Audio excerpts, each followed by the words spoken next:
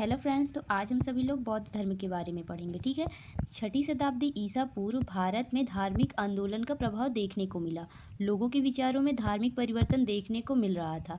Means जब 6ठी शताब्दी थी तब लोगों के मन में धार्मिक परिवर्तन होने लगे और उन्होंने धर्म परिवर्तन के विषय में सोचा। बौद्ध धर्म के संस्थापक गौतम बुद्ध थे। इन्हें एशिया का ज्योतिपुंज या लाइट ऑफ एशिया कहा जाता था। बौद्ध धर्म के संस्थापक कौन थे? गौतम बुद्ध थे और इन्हें एशिया का ज्योतिपुंज जिसे हम लाइट ऑफ एशिया कहते हैं। ठीक है।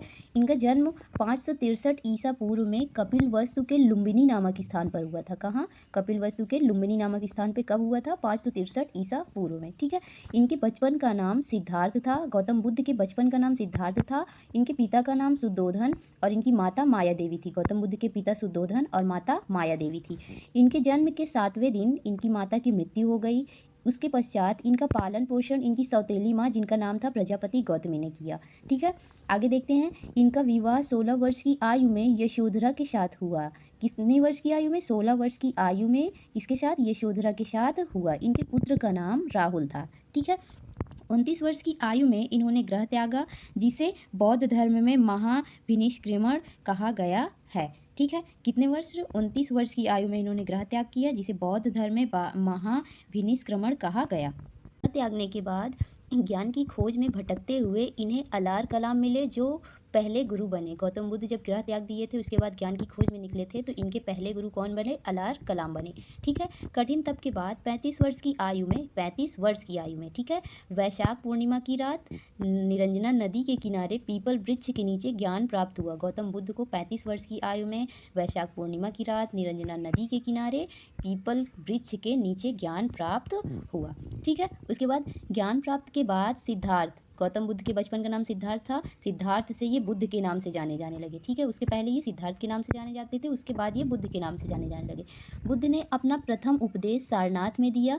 इनका पहला उपदेश सारनाथ में दिया जिसे बौद्ध ग्रंथ में धर्मचक्र प्रवर्तक कहा गया। ठीक है। इन्होंने जब अपना प्रथम उपदेश सारनाथ में दिया तो उसे किस नाम से जाना गया? बौद्ध ग्रंथ में धर्मचक्र प्रवर्तक। यह उपदेश किस भाषा में था? पाली भाषा में दिया। ठीक है। उसके आगे जाते हैं हम नोट पॉइंट।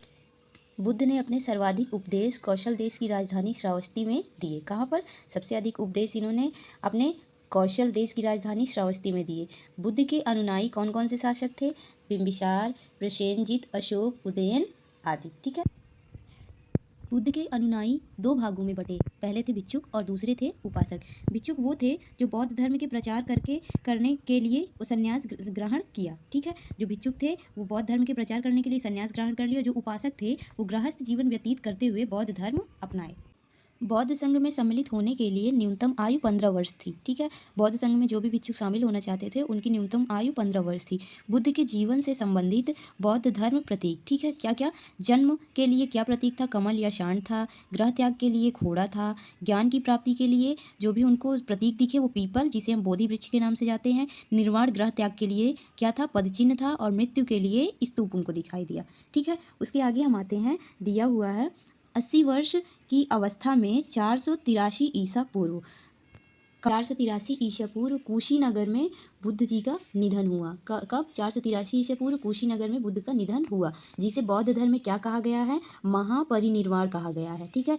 मृत्यु के पश्चात इनकी अस्थियों को भारत के 8 जगहों पर स्थापित कर स्तूपों का निर्माण करवाया गया जिनमें सबसे बड़ा स्तूप सांची का स्तूप है। मतलब इनकी मृत्यु के बाद जो इनकी अस्थियाँ थी उनको 8 जगहों में स्तूपों के रूप में निर्माण करवाया गया जिसमें सबसे बड़ा स्तूप कौन सा है? सांची का स्तूप है। ठीक है। सांची के स्तूप का निर्माण किसने करवाया? अशोक ने। ठीक है। बौद्ध धर्म का प्रमुख ग्रंथ क्या है? त्रिपिटक है। बौद्ध धर्म को अपनाने वाली प्रथम महिला कौन थी? बुद्ध की माँ जिनका नाम था प्रजापति गौतमी। ये पहली महिला थी जिन्होंने बौद्ध धर्म को अपनाया। बौद्धों का सबसे पवित्र त्यौहार क्या है? वैशाखी पूर्णिमा। क्यों बौद्धों के सबसे पवित्र त्यौहार वैशाखी पूर्णिमा क्यों है? क्योंकि वैशाख की पूर्णिमा है जिस दिन बौद्ध जी का जन्म हुआ, जिस दिन उन्होंने ज्ञान की प्राप्ति की और जिस दिन उन्हें मृत्यु की प्राप्ति हुई जिसे हम महापरिनिर्वाण के नाम से जानते हैं।